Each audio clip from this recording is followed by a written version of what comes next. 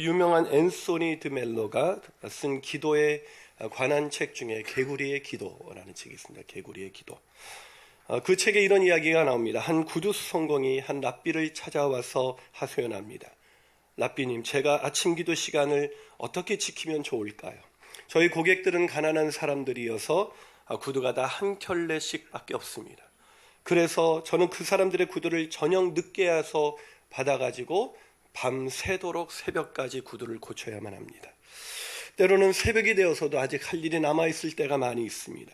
가난한 사람들이 일하러 가기 전에 그 구두를 다 수선해야 하기 때문이니까요. 그래서 엽죽습니다. 제가 도대체 아침 기도를 어떻게 해야 할까요?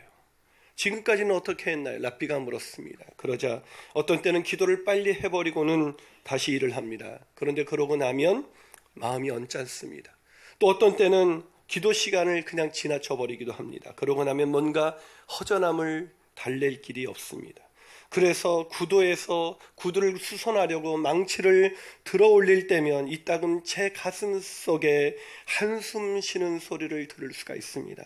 나는 얼마나 불쌍한 자인가. 아침 기도조차 할 수가 없으니. 바로 그때였습니다. 랍비가 말했습니다. 저는 제가 만일 하나님이라면 저는 아침 기도보다 당신의 그 한숨 소리를 더 값지게 여길 것입니다. 왜요? 구두순 성공의 한숨이야말로 가장 절실한 기도였기 때문이죠. 하지만 안타깝게도 현대인들은 기도하지 않습니다. 때로는 기도의 필요성을 느끼지만 기도하지 않습니다. 그냥 바쁘거든요. 하지만 누구보다도 바쁜 일정을 소화했던 윌로우 크릭 교회의 빌 하이베스 목사님은 나는 너무 바빠서 기도합니다 라는 고백을 했습니다. 그렇습니다. 바쁘게 기도를 하지 않는 것이 아닙니다. 우리가 기도를 하지 않는 것은 바쁨의 문제가 아니라 우리의 믿음 없음 때문이라는 것입니다. 바빠서 기도하지 못하는 것이 아니라 믿음이 없기 때문에 기도할 수 없는 인생, 이런 인생을 가리켜서 오늘 야고보서를 쓴 야고보는 그 믿음은 이미 죽은 믿음이라고 말하고 있습니다. 즉 그리스도인으로 살아가면서 오늘 아침 일어나서 오늘 집을 나서기 전 기도할 수 없었다면 그 믿음은 이미 죽은 믿음인 것입니다.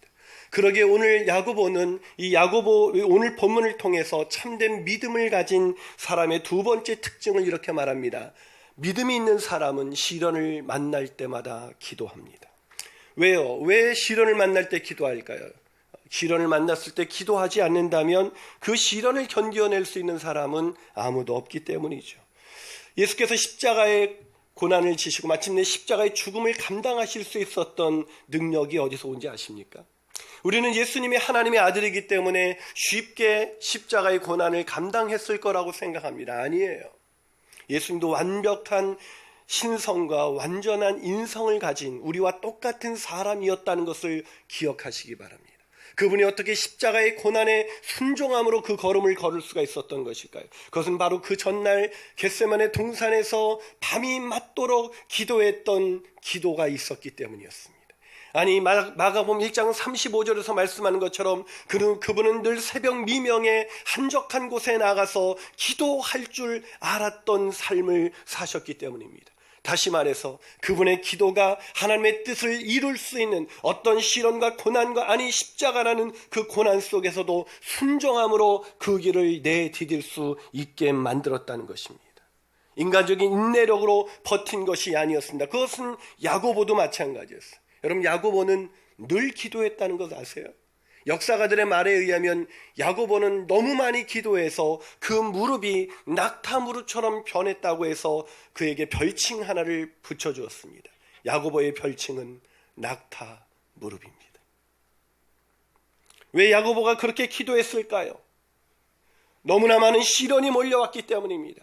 그 시련 속에서 하나님께 기도하지 않고는 그 시련 속을 건너갈 수 없었던 거예요. 그 시련을 기쁘게 여길 수가 없었던 거예요. 아니, 그 시련이 해석되지가 않았던 것입니다. 그러게 야고보는 늘 기도했고 그 기도를 통해서 오늘 우리에게 시련을 기쁘게 여길 수 있게 되었다고 증언하고 있는 것입니다. 그러게 사랑 여러분, 시련을 만나면 기도할 줄 아는 인생이 되어야 하는 것입니다. 저는 저와 여러분이 시련을 만날 때마다 기도할 줄 아는 인생을 통해서 시련을 극복하고, 아니 시련을 기쁘게 여길 줄 아는 저와 여러분이 되시기를 주님의 이름으로 축원합니다. 자, 그렇다면 시련을 만날 때 우리는 어떻게 기도해야 할까요? 첫 번째로 지혜를 달라고 기도해야 합니다. 지혜를 달라고. 여러분, 시련을 만날 때 인간에게 가장 부족한 게 바로 지혜라는 것 아세요? 지혜. 여러분, 지혜는 정말 중요합니다. 잠언서에 보면 지혜의 가치에 대해 이루 말할 수가 없어요. 인생에서 수많은 시련이 올 때마다 도대체 이럴 땐 내가 어떻게 해야지 당황하지는 않으셨습니까? 지혜가 너무너무나 부족한데 그 지혜를 구하지 않습니다. 그래서 오늘 야고보는 오늘 본문 5절에서 이렇게 말합니다. 5절을 한번 같이 읽어볼까요? 있습니다. 시작. 너희 중에 누구든지 지혜가 부족하거든 모든 사람에게 후히 주시고 꾸짖지 아니하시는 하나님께 구하라. 그리하면 주시리라. 무엇을 구하라고요? 지혜를 구하라. 왜 갑자기 지혜를 구하라고 했을까요?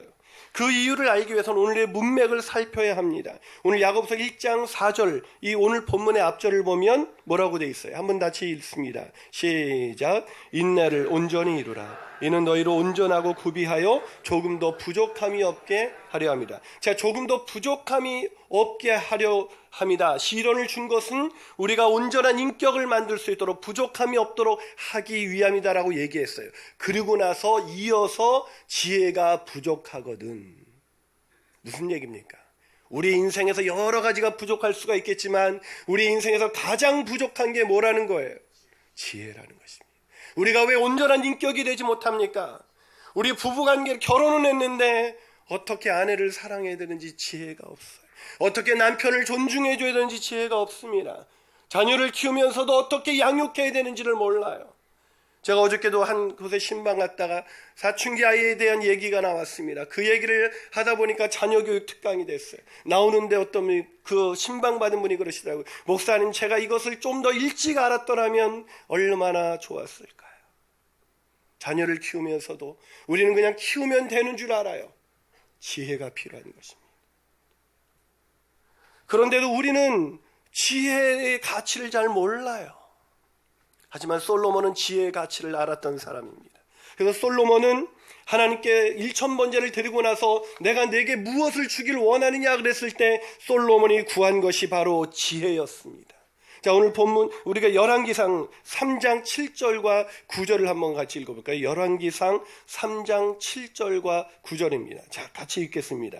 시작. 나의 하나님 여호와여, 주께서 종의 아버지 다윗을 대신하여 왕이 되게 하셨사오나 종은 작은 아이라 출입할 줄을 알지 못하고 주께서 택하신 백성 가운데 있나이다. 그들은 큰 백성이라 수요가 많아서 셀 수도 없고 기록할 수도 없사오니 누가 주의 이 많은 백성을 재판할 수 있사오리까? 듣는 마음을 종에게 주사 주의 백성을 재판하여 선악을 분별하게 하옵소서. 솔로몬이 왕으로 올랐을 때 솔로몬은 뭐라고 생각했어요? 나에게 지혜가 없구나. 왜 많은 사람들이 지혜를 구하지 않는 것일까요? 자기가 지혜롭다고 생각하기 때문이에요. 요즘 선거철에 나오는 모든 국회의원 후보들마다 뭐라고 말합니까? 내가 준비된 일꾼이래요. 그 준비된 일꾼들 때문에 우리는 참 고통 속에 살고 있습니다. 사실 준비된 게 많이 없을 거예요. 그런데 다 자기는 자기야말로 이 지역을 이끌어갈 수 있는 일꾼이라고 말합니다. 그러나 솔로몬은 자기가 왕이 되었을 때 하나님 앞에 매달리면서 내가 어떻게 백성들을 위해서 일할 수가 있겠습니까? 나는 작은 아이입니다. 나는 지혜가 없습니다. 우리나라의 정치가들이 그렇게 기도할 수 있다면 얼마나 좋을까요? 우리의 가정에서 아버지가 그렇게 기도할 수 있었다면 얼마나 좋았을까요? 우리를 가르치는 부모님들이 그렇게 기도할 수 있었다면 얼마나 좋을까요? 우리의 자녀들이 늘 그렇게 기도할 수 있다면 얼마나 좋을까요? 나는 지혜가 없습니다. 하나님께서 이 솔로몬에게 어떻게 하셨습니까? 열왕기상 3장 11절과 12절입니다. 한번 같이 읽어보겠습니다. 시작. 이에 하나님이 그에게 이르시되 내가 이것을 구하도다. 자기를 위하여 장수하기를 구하지 아니하며 부도 구하지 아니하며 자기 원수의 생명을 멸하기도 구하지 아니하고 오직 송사를 듣고 분별하는 지혜를 구했으니. 뭐라고요? 분별하는 지혜를 구했으니 내가 너같이 총명한 자 없게 하리라. 너 같은 지혜로운 자 없게 하리라. 사랑하는 여러분, 그렇습니다. 살아가면서 가장 절실하게 필요한 것은 지혜예요. 하지만 사람들은 지혜를 구하지 않습니다. 왜요? 내가 가장 지혜롭다고 생각하기 때문이죠. 아이들을 어떻게 키울 줄도 모르면서 내가 생각했던 가치와 세속적인 판단을 가지고 넌 이렇게 하기만 하면 돼. 정말일까요? 여러분이 말하는 것처럼 아이들이 살아간다면 후회 없는 인생 살 수 있을까요? 지혜가 없으면서도 다들 지혜롭다고 생각하기 때문에 하나님께 겸손히 무릎 꿇어 지혜를 구하는 인생이 아니라 늘 남을 가르치는 인생, 그런 인생을 사는 거예요. 어저께도 제자훈련을 하는데 형제들의 진한 고백을 들었습니다. 늘 가르치는 입장에서 섰던 아버지가 시련을 통해서 기도하면서 자기가 얼마나 교만했는지 아무것도 모르면서 계속 했었다라고 고백하는 그 고백을 통해서 모든 남자들이 가슴이 찡했어요. 사랑하는 여러분, 척스인도는 말합니다. 인간이 만들어내기에는 불가능하기 때문에 하나님께로부터 오는 것이 무엇인가? 그것이 바로 지혜이다. 인간이 만들어내기에 불가능한 것. 그래서 야고보 기자는 오늘 말합니다. 지혜가 부족하거든 책을 많이 읽어라. 지혜가 부족하거든 성공한 사람을 찾아가라고 말하지 않고 지혜가 부족하거든 하나님께 구하라. 오직 지혜의 근원 되신 하나님, 그 하나님께 기도하지 않는 인생, 세상에서 성공했다 자부할 수 있을지 모르지만 그 사람은 우리의 코끝에서 호흡이 멈춰지는 순간 자기의 인생 헛살았음을 고백하며 인생 끝났을 것입니다. 한 발 더 나가서 시련을 만날 때 우리는 어떻게 해야 될까요? 두 번째는 흔들리지 않는 믿음으로 기도해야 합니다. 흔들리지 않는 믿음. 억대 연봉을 포기하고 한국 미랄 선교단이라는 장애인 단체를 맡아서 헌신한 분이 계십니다. 바로 이민우 목사님이세요. 이분은 물질 만능주의 시대 속에서 예수님의 참 제자로 살기 위해서 억대 연봉을 포기하고 그런 장애인 단체로 들어가셨어요. 이분이 쓴 책이 있는데 그것이 바로 나는 너를 믿는다라는 책이에요. 나는 너를 믿는다. 자신의 어린 시절에 자기가 그렇게 사고 치고 다닐 때 늘 부모가 해줬던 얘기예요. 나는 너를 믿는다. 이게 지혜가 아닐까요? 요즘 중학생들도 자기 인생에 대해서 심각한 고민을 해요. 왜 그러냐니까 학교에서 니네들 취업 안 돼.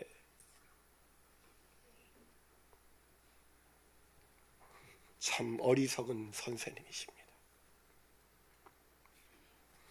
근데 우리도 그럽니다. 너 그 대학 안 가면 네 인생 끝나.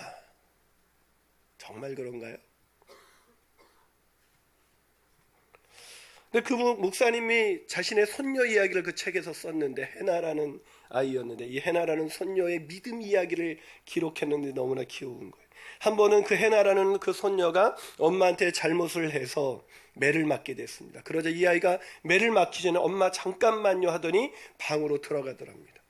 그래서 도대체 왜 방으로 들어가나 하고 문을 탁 열었더니 애가 방에서 무릎 꿇고 열심히 기도하고 있었습니다. 아버지 하나님, 내가 잘못한 거 알아요. 그래서 매를 맞아야 되지만 너무 아프지는 않게 해주세요. 저는 이 에피소드를 읽으면서 아이의 믿음이 참 부러웠습니다. 우리는 시련을 만나도 기도할 줄 모르는데,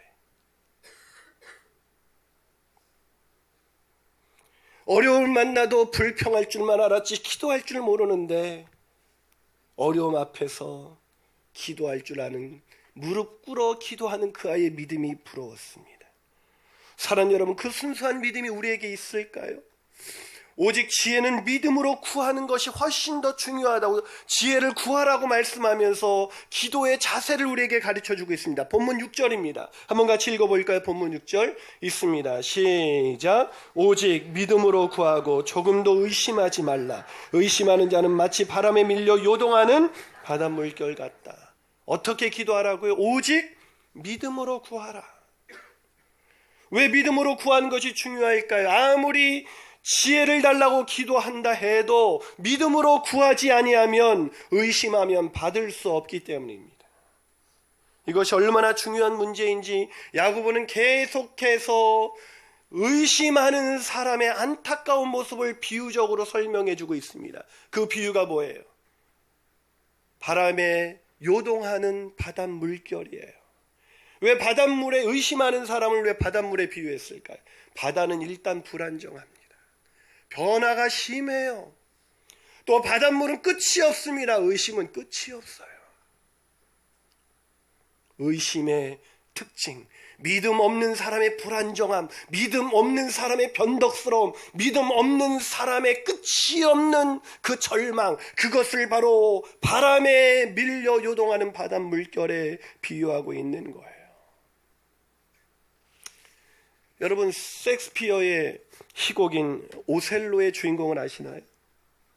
제가 방금 말씀드렸잖아요. 오셀로. 그 오셀로는 그 부하의 계략에 의해서 아내를 어느 날부터 의심하기 시작합니다. 근데 결국 아내를 죽이고 자신도 죽어요. 이 셰익스피어가 이 오셀로를 통해서 우리에게 이야기하고 싶은 이야기는 뭘까요? 의심은 비극을 만든다는 거예요. 여러분, 오늘 집에 돌아가셔서 한번 배우자를 의심해 보세요. 머지않아 가정이 풍비박산 날 것입니다. 자녀를 한번 의심해 보세요. 행복한 인생은 거기서 끝나는 거예요. 하물며 하나님을 의심한다? 신앙생활 거기서 끝나는 겁니다. 그런데도 우리는 계속 하나님을 의심하면서 교회를 다닙니다. 하나님을 의심하면서 기도합니다. 왜요? 혹시나 해주실까? 이어령 교수는 그의 책 지성에서 영성으로라는 책에서 의심하는 사람의 안타까움을 이렇게 설명합니다. 왜 제비 많은 사람을 믿고 날 잡아먹으라는 듯 사람들이 사는 집에 둥지를 트는 것일까요? 사람을 믿고 의지하면 천적들이 덤비지 못할 것이라고 생각한 것이죠. 의심을 품은 자는 도망을 가고 믿는 자는 인간의 보호를 받는 법인데, 과학은 이런 해석을 할 수가 없습니다. 제비처럼 믿어야만 인간의 힘을 빌려 다른 짐승들을 퇴치하고 자식들이 편안하게 살 집을 지을 수 있듯이, 그렇게 믿어야만 평화를 얻고 살아갈 수 있습니다. 의무는 지성을 낳지만 믿음은 영성을 낳습니다. 제비처럼, 저는 이걸 이렇게 설명해 봤어요. 제비처럼 믿어야만 하나님의 힘을 빌려 다른 역경들을 퇴치하고 우리의 자녀들이 평안과 기쁨 속에서 살아갈 수 있는 가정을 만들 수가 있는 것입니다. 그래서 예수님께서는 마가복음 11장 24절에서 말씀하십니다. 그러므로 너희에게 말하노니 무엇이든지 기도하고 구하는 것은 받은 줄로 믿어라. 믿음의 확신을 가지고 구하시는 저와 여러분이 되셨으면 좋겠습니다. 그 온전한 믿음이 시련을 이길 수 있는 지혜를 주시게 하고, 그 시련 속에서 하나님이 바라보시는 눈으로 오늘 내게 오는 시련을 해석할 수 있도록 만들 것입니다. 그 지혜를 통해서 시련을 이기고 기쁘게 여기시는 저와 여러분이 되시기를 주님의 이름으로 축원합니다.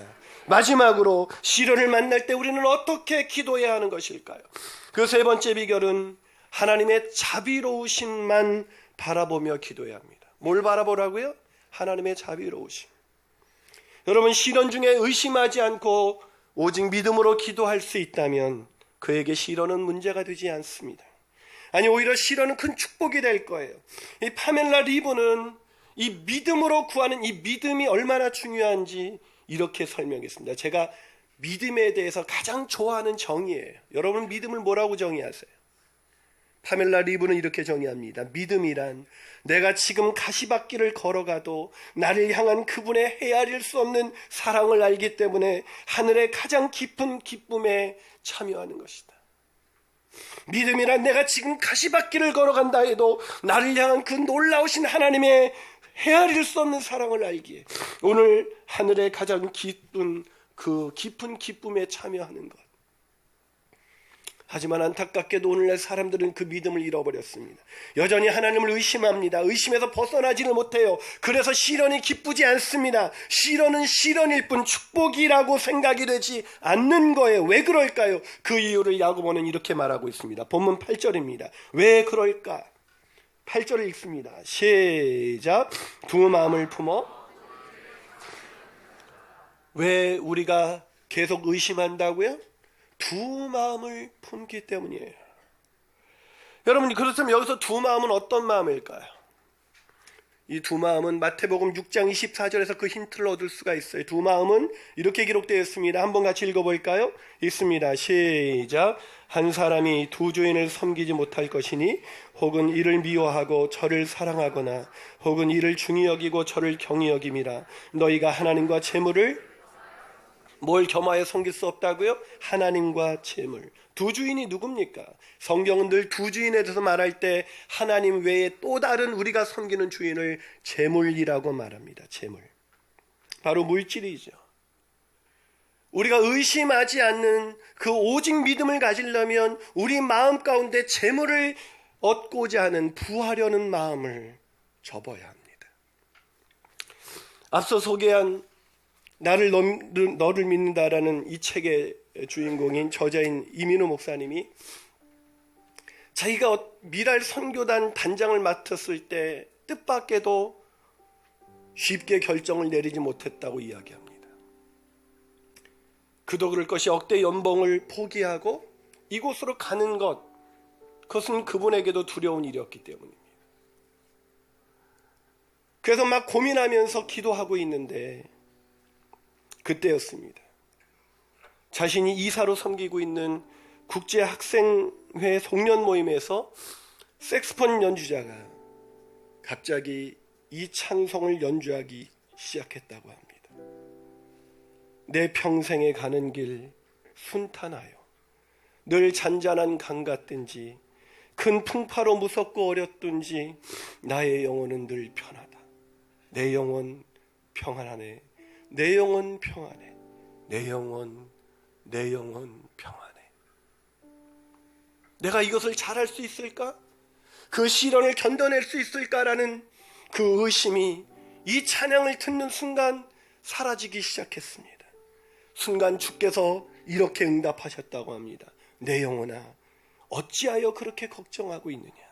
다 괜찮아질 거예요. 시련 속에서도 세상이 알 수 없는 그 평안이 오늘 우리 가운데 임해 있습니까? 들려오는 그 시련의 소식, 아니 더 큰 시련이 몰려올 것이라는 그 소식 속에서 이 찬송시를 지었던 사람은 자신의 사랑하는 자녀들을 바닷속에서 여행을 가기 위해서 먼저 떠나보냈던 아이들이 뱃속에 배가 난파되면서 다 죽은 그 해역을 지나가면서 불렀던 노래. 내 영혼 평안해. 이 지혜가 어디서 온 것일까요? 어떻게 그 시련 속에서 그런 고백을 할 수 있었던 것일까요? 기도했기 때문입니다. 시련을 만난다 해도 오늘 우리가 야고보처럼 무릎 꿇어 기도할 수 있다면 우리는 시련 속에서도 우리 사랑하는 두려워하고 걱정하는 아이들을 향해 씩 웃음을 보일 수가 있을 것입니다. 괜찮아. 같이 기도하시겠습니다.